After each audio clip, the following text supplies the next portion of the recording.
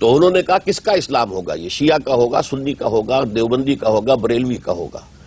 تو سن 50 میں پھر جملہ مکاتب فکر کے چوٹی کے علماء، شیعہ چوٹی کی قیادت، اہل حدیث چوٹی کی قیادت، جماعت اسلامی کی چوٹی کی قیادت، دیوبندیوں کی چوٹی کی قیادت، بریلویوں کی چوٹی کی قیادت، ان سب نے 22 اصول دے دیے کہ یہ دستور ہمارے لیے یہ متفق علیہ ہے، ہمارے اختلاف کو بنیاد مت بناؤ، تم نہیں چلنا چاہتے اسلام کی طرف لیکن تم ہمارے اوپر الزام دینا چاہتے ہو تو یہ لو، یہ 22 اصول ہم دے رہے ہیں، متفق علیہ دستور بناؤ۔ بدقسمتی سے پوری دنیا سیکولرزم پر چل رہی ہے اور اسلامی حکومت کو برداشت کرنا پوری دنیا کے لیے ممکن نہیں ہے، ان کے نظام کو خطرہ ہے۔ آخر یہ جو کچھ USSR سے ساری دشمنی ہو رہی تھی تو مذہبی تو نہیں تھی، وہی کرسچنز ادھر تھے، وہی کرسچنز ادھر تھے، نظام تھا پولیٹیکل سوشو اکنامک سسٹم جس کو کہ ویسٹ برداشت کرنے کو تیار نہیں تھا۔ اسی طریقے سے آج اسلام کے نظام کو نہ پوری دنیا تسلیم کرنے کو تیار ہے، نہ مغرب کے پروردہ اور تعلیم یافتہ دانشور تیار ہے کہ اس کو یہاں پر قائم کیا جائے، اور راستہ صرف ایک ہے کہ ہم دوبارہ پھر اسی منزل کی طرف چلیں، متفق علیہ جو ہے طے کریں معاملہ اور اسلام کو یہاں نافذ کریں۔ جی وہ پیچھے جو حجاب میں خاتون ہے وہ سوال کرنا چاہیں گی۔ سینیٹر صاحب سے میرا سوال ہے کہ انہوں نے رینیسنس کی بات کی، آپ نے کہا کہ جب انہوں نے اپنے مذہب کو ایک طرف رکھا تو ان کی ترقی ہوئی، لیکن اب جو ہم ان کے ریزلٹس دیکھ رہے ہیں، جو مورل بینکرپسی اور جو ان کی فیملیز ڈی جنریٹ ہو رہی ہیں جس طرح سے، تو اور ان کی جو ترقی وہ تو انڈسٹریل ریولیوشن تھی، وہ اکنامک ترقی کو اگر ہم مذہب کی وجہ سے ہم سمجھیں کہ یہ ترقی ہماری مذہبی وجہ سے رکی ہوئی ہے، اور کیا ہم اس طرح کی ڈی جنریشن اپنی سوسائٹیز میں چاہیں گے کہ جس پوائنٹ یہ ہے ڈی جنریشن کی بات نہیں ہے، ایک احساس آزادی اور آزاد جبر میں کبھی بھی پرورش نہیں ہوتی تخلیقی عمل کی، یہ ایک مسلمہ حقیقت ہے۔ کوئی بھی معاشرہ ہو جس میں جبر ہو اس میں تخلیقی عمل دب جاتا ہے، جب اور کوئی بھی معاشرہ ہو جس میں خواتین کو مکمل آزادی نہ ہو عملی زندگی میں برابر کا حصہ لینے کی، وہ معاشرہ کبھی بھی ترقی یافتہ نہیں ہوا۔ دنیا میں کوئی مثال آپ مجھے نہیں دے سکتے۔ تیسری بات یہ، فرقہ واریت وہاں پر بھی تھی، پروٹیسٹنٹ وہاں پر بھی ہیں، رومن کیتھولک وہاں پر بھی ہیں، ہندوؤں میں بھی فرقے ہیں، بدھسٹ میں بھی فرقے ہیں، یہ اور میرا تو کہنا یہ ہے کہ دیگر اور مسلمان ممالک میں بھی شیعہ سنی اور دیگر فرقے وہاں شافعی حنفی سب وہاں پر رہ رہے ہیں پرامن طریقے سے۔ یہ لعنت میرے پاکستان میں کیوں ہے؟ تو اس لیے ہے کہ یہاں پر مذہبی جنونیت کو پھیلایا جا رہا ہے کہ جی اسلام نافذ کرو اور جناب مذہبی جنونیت، انتہا پسندی، ویڈیو شوق پر حملے، یہ نہیں کرو وہ نہیں کرو، ہر طرح کا جبر میرے معاشرے میں ہے، اس لیے ہم ترقی نہیں کر پا رہے اور قتل و غارت گری کی جانب راغب ہیں۔ نیکسٹ کوسچن جی محسن نقوی صاحب اور اسرار صاحب سے میرا یہ سوال ہے۔ اسرار صاحب نے جو ہماری سوسائٹی کا سولوشن نکالا تھا فرقہ واریت ختم ہونے کے لیے، اسلام اور قرآن، تو میرا ان دونوں محترم عالمین سے سوال یہ ہے کہ آپ اگر اسلام کی ہسٹری پہ جائیں تو ہمارا اسلام جو ہے وہ ایک شخص کو فالو کرنے کو کہتا ہے، نبی کریم صلی اللہ علیہ وسلم آتے ہیں اور ہم ان سب کو فالو کرتے ہیں، اس کے بعد امامت خلافت والے فالوورز پیدا ہو جاتے ہیں۔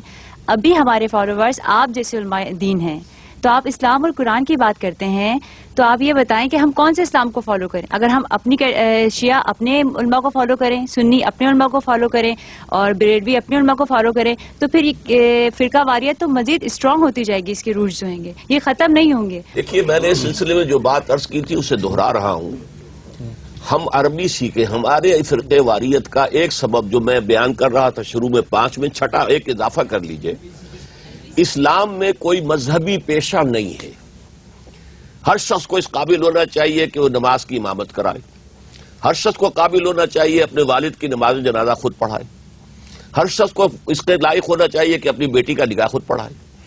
ہم نے عجمیوں نے، چونکہ عربی ہم جانتے نہیں، تو ہم نے ایک مولوی پروفیشن کریٹ کر لیا ہے، اور جہاں بھی پروفیشن ہوتا ہے تو پروفیشنل رائیولری اس کے اندر آ جاتی ہے، اور چونکہ عوام جو ہے جو اصل سورس ہے قرآن اور حدیث تک پہنچ نہیں سکتے، عربی زبان جانتے نہیں۔ بیسک بات یہ ہے کہ عربی کو ہماری ایجوکیشن کے اندر شروع سے شامل کیا جائے تاکہ ہر شخص قرآن کو پڑھے۔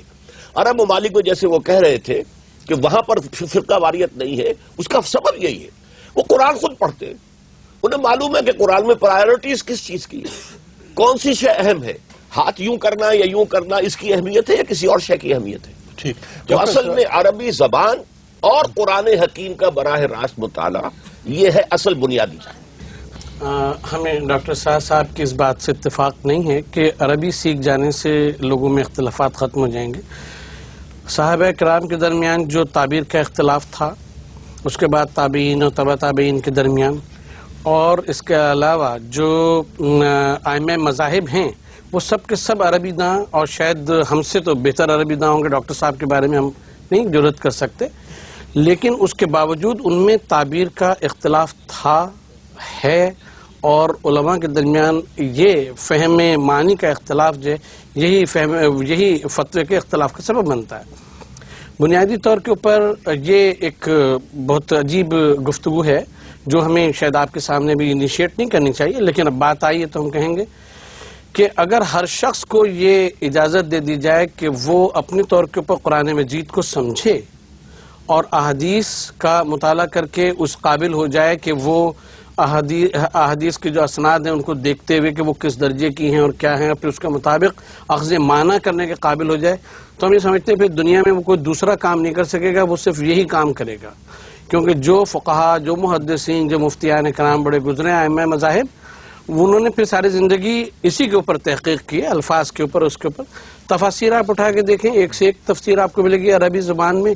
اور وہ جن اجمی حضرات کی بات ڈاکٹر صاحب فرما رہے ہیں، اجمی بار بار الفاظ استعمال فرما رہے ہیں، ہم آپ سے یہ بات عرض کرتے ہیں کہ ائمہ مذاہب جو ہیں 4 بڑے، ان میں سوائے امام شافعی کے کون ہے کہ جو عرب ہے؟ باقی سب کے سب غیر عرب. اور محسن نقوی ایک صاحب بات کا موقع دیجیے. دیکھیے 2 چیزوں میں فرق کیجیے، ایک ہے اختلاف، ایک ہے فرقہ بندی، تفرقہ. اختلاف میں کوئی اختلاف نہیں ہے، بلکہ قرآن مجید میں تو ہے وَلِذَٰلِكَ خَلَقَهُمْ، اللہ نے پیدا کیا، شکلیں مختلف بنائی ہیں، لوگوں کے مزاج مختلف بنائے ہیں. یہ جو گونا گونی ہے اس کائنات کے اندر، یہ در حقیقت اس کائنات کا حسن ہے. اختلاف اپنی جگہ پر ہے، تفرقہ ہو کر کہ کوئی ایک کو کافر کہے، دوسرا دوسرے کو کافر کہے، اور من دیگرم تو دیگری، یہ نہیں تھا ان کے اندر. اور یہی چیز آج بھی عرب ممالک میں نہیں ہے، اس لیے کہ وہ کم سے کم قرآن مجید حدیث کو خود پڑھتے ہیں، تو انہیں معلوم ہے کہ کیا چیز اہم تر ہے اور کیا چیز سیکنڈری اہمیت کی ہے، ٹرشری اہمیت کی حامل ہے. ٹھیک. اچھا، آپ کی اس بات پر کہ عربی جاننا چاہیے مسلمانوں کو، محسن نقوی صاحب اس بات سے خلاف کرتے ہیں، جبکہ ڈاکٹر صاحب آپ یہ فرمائیے کہ امام شافعی نے یہ فرمایا کہ ہر مسلمان پر عربی کا علم واجب ہے. میں اس سے متفق ہوں، ہر پڑھے لکھے انسان پر. یعنی اگر کوئی بالکل دیہاتی ہے بیچارہ جس نے نہ اردو پڑھی نہ کچھ اور پڑھا تو اس کا معاملہ اور ہے. ہر پڑھے لکھے اور صاحب استعداد مسلمان پر لازم ہے کہ عربی زبان سیکھے. اچھا، اس لیے کہ قرآن عربی ہے. ٹھیک. اس موضوع پہ ہم احمد جاوید صاحب کی رائے لیتے ہیں. احمد جاوید صاحب، میں تو خود ہی عربی نہیں جانتا. نہیں، آپ یہ فرمائیے کہ عربی جان لینے سے ہمارے بہت سارے جو مسائل ہیں عجمی ہونے کی وجہ سے ہاں کیا دور نہیں ہو سکے؟ دیکھیں، دین ایک ڈسکورس ہے، اور ڈسکورس کا پورا فہم جو ہے اس کی تاثیر محسوس کیے بغیر نہیں ہوتا. تو آپ اس ڈسکورس کی زبان کو اگر نہیں جانیں گے تو اس کی تاثیر کو اپنے اندر جذب کرنے سے قاصر رہیں گے. لغت اس تاثیر کا بدل نہیں ہے. ٹھیک. یا ترجمہ. اور اس سے ہمارے جو فرقہ واریت جو ہمارا آج کا موضوع ہے اس کو کم ہونے میں، اس کی شدت میں کمی ہوگی، کیونکہ دین پھر تاثیر بن کے میرا مزاج متشکل کرے گا، تو اس مزاج میں وہ ایک وسعت ہوگی. بہتر. جی، آپ سوال کیجیے. میرا سوال مولانا اسرار صاحب سے ہے. سر، میں آپ سے پوچھنا ہی چاہتا ہوں کہ مذہب اسلام اور پاکستان میں مسلمان کی تعریف کیا ہے؟ سمپل سا یہ سوال ہے، ذرا پلیز اس کے اوپر ذرا روشنی ڈال دیں. ذرا مسلمان ہر وہ شخص ہے کہ جو اللہ پر، اس کی صفات پر، اس کے اسماء پر، انبیاء پر، رسولوں پر، کتابوں پر جو بھی آئی ہیں، اور بعث بعد الموت پر، جنت اور دوزخ پر، حساب کتاب پر ایمان رکھتا ہو اور اس کا اعلان کرے. جی، آپ فرمائیے. جی، میرا سوال تمام پینل سے ہے. تھوڑی دیر پہلے خطبوں فتووں کے اوپر بات ہوئی تھی. آپ نے ابھی کہا کہ عربی جب تک لوگ نہیں سیکھیں گے، میں سمجھتا ہوں جب تک لوگوں میں شعور نہیں ہے اپنے مذہب کو سمجھنے کا، تب تک وہ انڈر انفلوئنس ہیں. جو ہمارے مساجد میں خطبے جمعے کے دن